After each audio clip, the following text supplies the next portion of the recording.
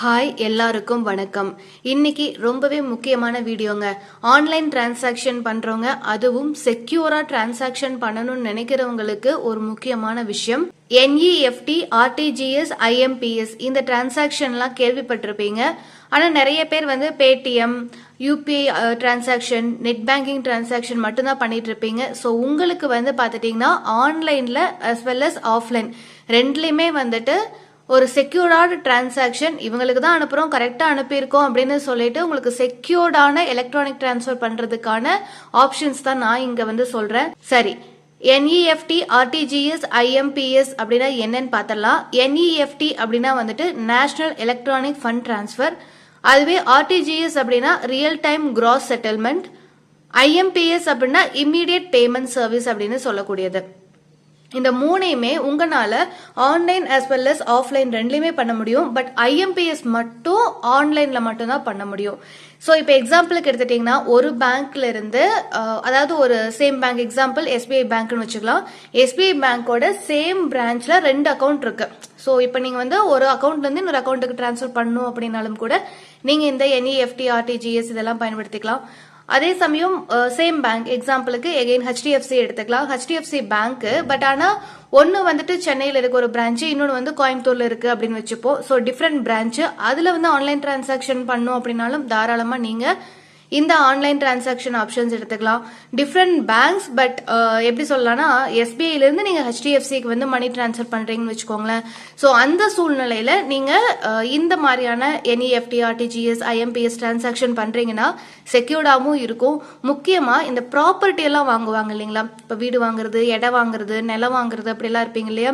So இல்ல நான் ஏதாவது ஒரு பெரிய பல்கான ஒரு பர்ச்சேஸ் பண்ண போறேன், 1 லட்ச ரூபாய் 2 லட்ச ரூபாய்க்கு 50,000 எடுத்துட்டாலும் ஓகேங்களா. ஸோ இது மாதிரி ஏதாவது ஒரு டிரான்சாக்ஷன் பண்ண போறேன், ஆனா அது வந்து ஆத்தென்டிக்கா இருக்கணும், பத்திரமா போய் சேரணும், என்னோட காசு பத்திரமா போய் சேரணும் அப்படின்னு நினைக்கிறீங்கன்னா எந்த ஒரு இடையூறுமே இல்லாம இந்த டிரான்சாக்ஷன்ஸ்ல உங்களுக்கு கண்டிப்பா போய் சேர்ந்துடும். அதே போல ப்ராப்பர்ட்டி எல்லாம் வாங்குறப்போ ஆன்லைன் டிரான்சாக்ஷன் பண்ணதுக்கு நீங்க அத்தாரிட்டியா வந்து இதோட நம்பர்ஸ் காட்டினீங்கன்னா அதையவே ரிஜிஸ்டர்ல வந்து பதிவு பண்ணிப்பாங்க பத்திரத்துல. இந்த மூலமா வந்து ஒரு 10 லட்ச ரூபாய் அனுப்பியிருக்காங்க, இந்த IMPS நம்பர் மூலமா இந்த RTGS நம்பர் இருக்கு, இதான் டிரான்சாக்ஷன் ஐடி அப்படின்னு சொல்லி நோட் பண்ணி வச்சுப்பாங்க. ஸோ நீங்க வந்து பக்காவா வந்து டிரான்சாக்ஷன் நடத்தணும் ஆன்லைன்ல அப்படின்னு நினைக்கிறீங்கன்னா இந்த ஆப்ஷன்ஸ் நல்லா இருக்கும். சரி, இந்த மூணுக்குமான வித்தியாசம் என்ன அப்படின்னு சொல்லி பார்க்கலாம் வாங்க. ஸோ NEFT, RTGS, IMPS மூணுமே இருக்கு. ஸோ மினிமம் இவ்வளோ வேல்யூக்கு நான் வந்து டிரான்சாக்ஷன் பண்ணலாம் அப்படின்னா எவ்வளோ அப்படின்னா NEFTல ₹1 கூட நீங்க டிரான்சாக்ஷன் பண்ணலாங்க. முக்கியமா இதெல்லாம் யார் ஹெல்ப் பண்ணும் அப்படின்னா வெளிநாடுகள்ல இருந்து இந்தியாவுக்கு வந்து காசு அனுப்புறவங்க, இந்தியாவில இருந்து வெளிநாடு போய் படிக்கிற குழந்தைங்களுக்கு, இல்லைன்னா வெளிநாட்டில் இருக்கிற பசங்களுக்கு வந்து காசு அனுப்பணும் அப்படின்னு நினைக்கக்கூடிய அப்பா அம்மாக்களுக்கெல்லாம் இந்த NEFT, RTGS, IMPS ஹெல்ப் பண்ணும். ஓகே, மினிமம் டிரான்ஸ்ஃபர் வேல்யூ NEFTக்கு ₹1, ஆனா RTGSக்கு 2 லட்ச ரூபாயில இருந்தா ஸ்டார்ட் ஆகுது. நீங்க 2 லட்ச ரூபாய்க்கு மேல நீங்க வந்து டிரான்ஸ்ஃபர் பண்றீங்க அப்படின்னா RTGS எடுத்துக்க முடியும். IMPS வந்து மினிமம் ₹1 இருந்தே உங்களுக்கு வந்து பண்ணிக்க முடியும். மேக்ஸிமம் வேல்யூ எடுத்துட்டீங்கன்னா NEFTக்கு வந்து கஸ்டமர் செக்மெண்ட்டை பொறுத்துங்க, ரைட்டுங்களா. ஆனா மேக்ஸிமம் வந்து வேல்யூ லிமிட் வந்து இல்லதான். NEFTக்கா இருந்தாலும் சரி, RTGSக்கா இருந்தாலும் சரி, நோ அப்பர் லிமிட் தான். மேக்ஸிமம் ஒரு சில பேங்கை பொறுத்து மாறினாலும் கூட RTGSலாம் நீங்க வந்து 1 கோடியா அனுப்பினாலும் கூட உங்களுக்கு வந்து அனுப்பி வைக்கலாம், பிரச்சனை கிடையாது. அதே IMPSல 5 லட்ச ரூபாய் தான் அனுப்ப முடியும். ஒரு நாளைக்கு IMPSல உங்களுக்கு 5 lakhs மட்டும் தான் சென்ட் பண்ணிக்க முடியும்.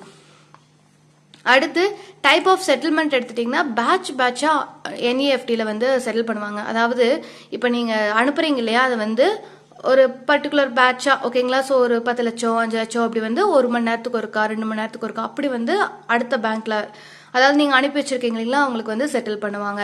அதுவே RTGS எடுத்துட்டீங்கன்னா ஆன் டைம் செட்டில்மெண்ட்டுங்க, 1-on-1 செட்டில்மெண்ட். 2 கோடி ரூபாய் நீங்க அனுப்பினாலும் கூட 2 கோடி அப்படியே வந்து அவங்க அக்கௌண்ட்ல வந்து போய் சேர்ந்துடும். அதே IMPS எடுத்துட்டீங்கன்னா 1-on-1 செட்டில்மெண்ட் தான். எகைன் 5 லட்ச ரூபாய் அனுப்பியிருந்தாலும் கூட அது அப்படியே ஒரே அடியா வந்து அவங்களோட அக்கௌண்ட்டுக்கு டக்குன்னு வந்து போயிடும். அடுத்து ஸ்பீட் ஆஃப் செட்டில்மெண்ட். இப்போ அனுப்பி வைக்கிறீங்க அப்படின்னா இம்மீடியட்டா போய் சேரணும் அப்படின்னு எடுத்துட்டீங்கன்னா RTGSும் IMPSும் தான் வந்து நல்ல ஆப்ஷன். ஏன்னா NEFTக்கு அரை மணி நேரத்துல இருந்து 2 மணி நேரம் வரைக்கும் உங்களுக்கு ப்ராசஸிங் டைம் எடுத்துப்பாங்க. அதாவது NEFT அனுப்பிட்டீங்க அப்படின்னா ஓகே அனுப்பியாச்சு, ஓகே அவங்களோட அக்கௌண்ட்டு போய் சேர்ந்துருச்சு அப்படின்னு உங்களுக்கு மெசேஜ் வர்றதுக்கு மினிமம் வந்து உங்களுக்கு அரை மணி நேரத்துலேருந்து 2 மணி நேரம் வரைக்கும் டைம் எடுத்துக்கும்னு சொல்கிறாங்க. ஸோ ப்ராசஸிங் டைம் வந்து என்இஎஃப்டிக்கு வந்து கொஞ்சம் ஜாஸ்தி தான், அதை கொஞ்சம் பார்த்துக்கோங்க. ஆனால் நீங்கள் எவ்வளோ அமௌண்ட் வேணாலும் அனுப்பிக்கலாங்கிறது ஒரு முக்கியமான விஷயம் இல்லையா, அதனால தான் சொல்கிறேன். அடுத்து சர்வீஸ் அவைலபிலிட்டிங்க.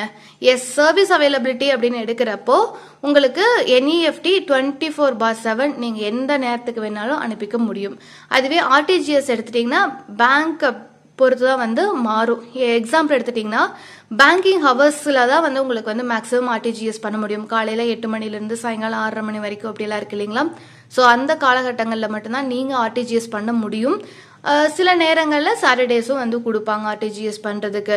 அண்ட் நீங்கள் இன்றைக்கி ஆர்டிஜிஎஸ் பண்ணியிருக்கீங்க, சாயங்காலம் போய் 6:30க்கு பேங்க் க்ளோஸ் பண்ணுற டைமில் வந்து நீங்கள் ஆர்டிஜிஎஸ் பண்ணியிருக்கீங்க அப்படின்னா அடுத்த நாள் தான் உங்களுக்கு ப்ராசஸ் ஆகும். ஸோ இது வந்து ஒரு சின்ன விஷயம் ஆர்டிஜிஎஸை பொறுத்த வரைக்கும். ஐஎம்பிஎஸ் நீங்கள் எந்த நேரம் வேணாலும், அதாவது பேங்க் ஹாலிடேலாம் எதுவுமே பார்க்காம பப்ளிக் ஹாலிடேவாக இருந்தாலும் மணி டிரான்சாக்ஷன் பண்ணணும்னு நினைக்கிறீங்கன்னா நீங்கள் ஐஎம்பிஎஸ் தேர்ந்தெடுக்கிறது ஒரு நல்ல ஆப்ஷன். ஓகே, ஆன்லைன் ஆஃப்லைன் இது ரெண்டுலையுமே பண்ணிக்க முடியுமா அப்படின்னா எஸ், என்இஎஃப்டி நீங்கள் போத் ஆன்லைன் அண்ட் ஆஃப்லைன் ரெண்டுலையுமே பண்ணிக்க முடியும். நீங்கள் பேங்க்கில் டைரெக்டாக போய் என்இஎஃப்டி அனுப்பணும் அப்படின்னா அதுக்குன்னு ஒரு ஃபார்ம் இருக்கும், அதை வாங்கி நீங்கள் ஃபில் பண்ணிவிட்டு அனுப்புனீங்க அப்படின்னா தாராளமாக போய் சேர்ந்துடும். அதே போல் தான் ஆர்டிஜிஎஸ் நீங்கள் வந்து போத் ஆன்லைன் ஆஃப்லைன் ரெண்டுலையுமே வந்து பண்ணிக்க முடியும். ஐஎம்பிஎஸ் எடுத்துட்டிங்கன்னா ஆன்லைனில் மட்டும்தான் பண்ண முடியும், நீங்கள் ஆஃப்லைன் வந்து எடுக்க முடியாது. ஓகேங்களா, ஸோ இது ரொம்ப ரொம்ப முக்கியம். இந்த என்இஎஃப்டி ஆர்டிஜிஎஸ் இது ரெண்டுமே வந்து பேங்க்கில் இன்ட்ரடியூஸ் பண்ணது ஆர்பிஐயோட விஷயம். இது ரொம்ப ரொம்ப முக்கியம். நீங்கள் நம்பி இதில் வந்து டிரான்சாக்ஷன் பண்ணலாம், தப்பு கிடையாது. ரொம்ப செக்யூர்டாக உங்களோட எலக்ட்ரானிக் ட்ரான்ஸ்ஃபர் போகணுங்கிறதுக்காகவே இந்த ஆப்ஷன்ஸ் எல்லாம் வச்சுருக்காங்க அப்படின்னே சொல்லலாம். இப்பெல்லாம் பார்த்துட்டிங்கன்னா எல்லாருமே ஆன்லைனில், நானே வந்து ஒரு டைம் ஆர்டிஜிஎஸ் பண்ணேன். அது வந்து எப்படி பண்ணேன்னா டைரெக்டாக மொபைலில் அந்த பேங்க்கோட ஆப்பை வந்து டவுன்லோட் பண்ணிட்டேன். எக்ஸாம்பிளுக்கு கொட்டாக் மஹேந்திரா பேங்க்னு வச்சுக்கோங்களேன், அதில் வந்துட்டு டவுன்லோட் பண்ணிவிட்டு என்னோட அக்கௌண்ட்டை வந்து ஃபுல் டீட்டெயில்ஸ் எல்லாம் போட்டு ஆப் வச்சுக்கிட்டேன். அதுக்கப்புறம் என்ன பண்ணேன் அப்படின்னு பார்த்தீங்கன்னா பெனிஃபிஷியரி ஆட் பண்ணோம். ஸோ பெனிஃபிஷியரி ஆட் பண்ணிவிட்டு நான் பாட்டுக்கு டிரான்சாக்ஷன் வந்து பண்ணிக்கிட்டேன். ரைட்டுங்களா. ஸோ இது மாதிரி வந்து தாராளமாக வீட்டிலேருந்தே நீங்கள் வந்து டிரான்சாக்ஷன் பண்ணணும் அப்படின்னாலும் நீங்கள் ஆன்லைன்லேயே கூட நீங்கள் வந்து பண்ணிக்க முடியும். அடுத்து டைம் டேக்கன், உங்களுக்கு ஆல்ரெடி சொன்னதான் அப் டு 2 hours வரைக்கும் வந்து என்இஎஃப்டிக்கு வந்து எடுத்துப்பாங்க. ஆர்டிஜிஎஸ் வந்து 30 நிமிஷத்துக்குள்ள போயிடுங்க. யாருக்காவது வந்து ஆர்டிஜிஎஸ் பண்றீங்கன்னா 30 நிமிஷத்துக்குள்ள உங்களுக்கு வந்து காசு போயிடும். அதே ஐஎம்பிஎஸ் எடுத்துட்டோம்னா இன்ஸ்டன்ட்லி இம்மிடியட்டா வந்துட்டு உங்களுக்கு டிரான்ஸ்ஃபர் ஆயிடும். அது ரொம்ப முக்கியம். அடுத்து டிரான்சாக்ஷன் சார்ஜஸ்.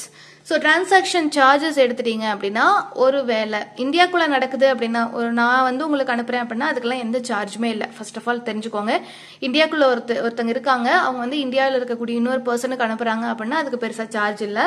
பட் ஆனால் டிரான்சாக்ஷன் வந்து ஃபாரினுக்கு அனுப்புறது இல்லை ஃபாரின்லேருந்து இங்கே வர்றது அப்படின்னு எடுத்துக்கலாம். ஸோ இன்வர்ட் டிரான்சாக்ஷன் அப்படின்னா வெளிநாட்டில் என்ஆர்ஐயாக இருக்காங்கன்னு வச்சுக்கோங்களேன், வெளிநாட்டில் வேலை செய்கிறாங்க, அவங்க இந்தியாவுக்கு அப்பா அம்மாக்காக ஒய்ஃபுக்காக குழந்தைங்களுக்காக காசு அனுப்புறாங்க அப்படின்னா என்இஎஃப்டியில் உங்களுக்கு சார்ஜஸ் சுத்தமாக கிடையாது எவ்வளோ அனுப்புனாலும். அதே சமயம் ஆஃப்லைனில் அப்படின்னா வந்துட்டு உங்களுக்கு கொஞ்சம் சார்ஜஸ் வந்து பிடிக்க வாய்ப்பு இருக்குது. அதுவும் வந்து எடுத்துட்டிங்கன்னா ஒரு 15 ரூபா வரைக்கும் தாங்க அதிகபட்சமாக எடுப்பாங்க. 5 ரூபாயிலேருந்து 15 ரூபா வரைக்கும் தான், உங்களுக்கு ரொம்ப பெரிய காசெல்லாம் செலவாகாது. நீங்கள் வந்து லட்சக்கணக்கில் அனுப்பினாலும் கூட. ஆர்டிஜிஎஸ் எடுத்துட்டீங்க அப்படின்னா அதே போல் வெளிநாட்டிலேருந்து இந்தியாவுக்குள்ளே காசு வருதுன்னா உங்களுக்கு ஆன்லைன் டிரான்சாக்ஷனுக்கு நோ சார்ஜஸ். ஓகேங்களா, பிடிக்க மாட்டாங்க. அதுவே அவுட்வேர்டு வந்து அனுப்புறீங்க, அதாவது வெளிநாட்டில் படிக்கக்கூடிய குழந்தைங்களுக்கு இந்தியாவிலேருந்து அப்பா அம்மா அனுப்புறதுன்னா அவுட்வேர்டு ஆன்லைன் டிரான்சாக்ஷன். ஸோ அது மாதிரி அனுப்புறீங்கன்னா 2 லட்சம் ரூபாயிலேருந்து 5 லட்சம் ரூபாய் வரைக்கும் அனுப்புறீங்கன்னா அதுக்கு 25 ரூபா வரைக்கும் பிடிப்பாங்க, ப்ளஸ் ஜிஎஸ்டி இருக்கும். ஓகேங்களா. அடுத்து 5 லட்சம் ரூபாயிலிருந்து அதிகபட்சமாக அனுப்புறீங்க அப்படின்னா உங்களுக்கு 50 ரூபா தான் பிடிப்பாங்க, ப்ளஸ் ஜிஎஸ்டி வந்து இருக்கும். ஓகேங்களா, அது ரொம்ப ரொம்ப முக்கியம். அண்ட் டிரான்சாக்ஷன் சார்ஜஸ் எடுத்துட்டிங்கன்னா ஐஎம்பிஎஸை பொறுத்த வரைக்கும் எஸ் இருக்குது. ஓகேங்களா, பேங்க்கை பொறுத்து வந்து அமையும் அப்படின்னு வந்து சொல்கிறாங்க. இதுவும் அகெயின் அவ்வளோதான். ஸோ இன்வர்ட் டிரான்சாக்ஷன் நடக்குது, அதாவது வெளிநாட்டிலேருந்து இந்தியாவுக்குள்ளே ஐஎம்பிஎஸ் பண்ணுறீங்க அப்படின்னா நோ சார்ஜஸ். அவுட்வர்ட் டிரான்சாக்ஷன் வந்து பார்த்துட்டிங்கன்னா 5 ரூபாயிலிருந்து 15 ரூபா வரைக்கும் தான் அதிகபட்சமாக வந்து வச்சுருக்காங்க.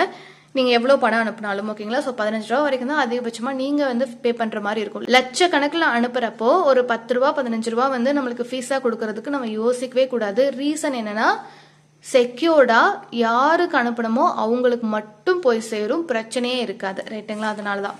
அடுத்தது ப்ராசஸ் ஸ்பீட் எடுத்துட்டிங்கன்னா என்இஎஃப்டி கொஞ்சம் ஸ்லோவாக தாங்க நடக்கும், ஏன்னா 2 மணி நேரம் எடுத்துக்குது இல்லையா, அதனால தான். அண்ட் ஆர்டிஜிஎஸ் எடுத்துட்டிங்கன்னா ஸ்பீடி, 30 நிமிஷத்துக்குள்ள நடந்து முடிஞ்சிருது இல்லைங்களா. So speedy 1. அண்ட் ஐஎம்பிஎஸ் வந்து ரொம்ப ஸ்பீட், இன்ஸ்டண்டா. இப்போ நீங்க ஐஎம்பிஎஸ் பண்ணீங்க அப்படின்னா யாருக்காவது அடுத்து ஒரு 2 நிமிஷம் கழிச்சு அவங்களுக்கு ஃபோன் பண்ணி கேட்டீங்கன்னா அக்கௌண்ட் வந்துருச்சு அப்படின்னு வந்து சொல்லுவாங்க. ஸோ அந்த அளவுக்கு ஐஎம்பிஎஸ் வந்து இம்மீடியட் மணி டிரான்ஸ்ஃபர் தான். ஓகேங்களா. அடுத்து ரிலையபிலிட்டி அப்படின்னா இது நம்பலாமா அப்படின்னு யோசிக்கிறவங்களுக்கு தாராளமா 3யுமே நம்பலாங்க. எலக்ட்ரானிக் ஃபண்ட் டிரான்ஸ்ஃபர்ல நிறைய ஃபோர்ஜரிஸ் எல்லாம் நடக்கிற பாயிண்ட்ல நீங்க இது மாதிரி ஆர்டிஜிஎஸ் எல்லாம் பண்றப்போ ஒன்னும் இல்லைங்க, நீங்க வந்து பேங்க் ஆப் ஓபன் பண்ணிட்டு அதுல பெனிஃபிஷியரி ஆட் பண்ணும். ஆர்டிஜிஎஸ் ஐஎம்பிஎஸ் எல்லாம் பண்றதுக்கு பெனிஃபிஷியரி ஆட் பண்றீங்கன்னா நீங்க அக்கௌண்ட் நம்பர் தப்பா போட்டாலோ இல்ல அவங்களோட பேரை தப்பா போட்டு ஐஎஃப்எஸ்சி நம்பர் வந்து மாறி இருக்கு அப்படின்னாலும் தப்பா கொடுத்திருந்தாலோ ஏதாவது ஒரு நம்பர் மாறி இருந்தாலும் உங்களுக்கு அங்க ஈஸியா கண்டுபிடிச்சிடலாம். எப்படின்னா அக்கௌண்ட் நம்பர் போட்டு கீழே அவங்களோட பேரை நீங்க டைப் பண்ணுவீங்க இல்லையா, அந்த நேம்ல அந்த அக்கௌண்ட் நம்பர் இருந்தா மட்டும்தான் பெனிஃபிஷியரியே ஆட் ஆகும், இல்லைன்னா ஆடப்பே ஆகாது. ஓகேங்களா. ஸோ இது மாதிரி ஒரு பாயிண்ட் இருக்கு. ஸோ அதே சமயம் இவங்களுக்கு இந்த அமௌண்ட் கொடுத்துருக்கேன்னு பக்காவா ரிஜிஸ்டர் பண்ணி வைக்கிற மாதிரி அந்த ஆர்டிஜிஎஸ் நம்பர் நீங்க வந்து நோட் பண்ணி வச்சுக்கிட்டீங்கன்னா இந்த பேங்க்ல இருந்து நான் இந்த அனுப்பியிருக்கேன் ஆர்டிஜிஎஸ் நம்பர் இதுதான் அப்படின்னு சொல்லி நீங்க கொடுக்கலாம். அதே போல நான் உங்களுக்கு முதல்ல சொன்னதுதான், ஏதாவது ஒரு டிரான்ஸ்ஃபர் பண்றீங்க, மணி எல்லாம் பெரிய லெவலுக்கு டிரான்ஸ்ஃபர் பண்றீங்க, ஒரு ப்ராப்பர்ட்டி வாங்குறதுக்கு ரொம்ப நீண்ட நாள் கனவு அப்படின்லாம் யோசிக்கிறீங்கன்னா இது மாதிரி என்இஎஃப்டி ஆர்டிஜிஎஸ் இல்லைன்னா ஐஎம்பிஎஸ் வந்து பண்ணி நீங்க ப்ராப்பர்ட்டி வாங்குறீங்கன்னா ப்ராப்பர்ட்டியில எழுதுறப்போ எப்படி அத்தாரிட்டி கேட்பாங்க இல்லைங்களா, ஆன்லைன் டிரான்சாக்ஷன் தான் இப்போ கேட்குறாங்க, எதை வச்சு நீங்க டிரான்சாக்ஷன் பண்ணீங்க அப்படின்னு கேட்டா இந்த நம்பர்ஸ் இந்த ஆர்டிஜிஎஸ் எல்லாம் பண்றப்போ ஒரு நம்பர் வரும். ஓகேங்களா, டிரான்சாக்ஷன் ஐடி. ஸோ அதை வந்து நீங்க வந்து கொடுத்துட்டு தாராளமா நீங்க ரிஜிஸ்டர் பண்ணிக்கலாம். அதுதான் ரெஃபரன்ஸ் கவர்மெண்ட்டுக்கும் கூட இன்னைக்கு அதான் எதிர்பார்க்குறாங்க. ஸோ எது உங்களுக்கு ரிலையபிளா இருக்கும் அப்படின்னு சொல்லி பார்த்துக்கோங்க. ஸோ அதுக்கேற்ற மாதிரி நீங்க அனுப்புறது பார்த்துக்கோங்க. இந்த என்இஎஃப்டி ஆர்டிஜிஎஸ் ஐஎம்பிஎஸ் பத்தின டவுட் வந்து உங்களுக்கு கிளியர் ஆயிருக்கும்னு நான் நினைக்கிறேன். இந்த வீடியோ பிடிச்சிருந்துச்சுன்னா லைக் பண்ணுங்க. நம்ம சேனலை ஃபர்ஸ்ட் டைம் பாக்குறீங்கன்னா சப்ஸ்கிரைப் பண்ணிக்கிட்டே பாருங்க. மீண்டும் இன்னொரு வீடியோல சந்திப்போம். தேங்க்யூ ஃபார் வாட்சிங்.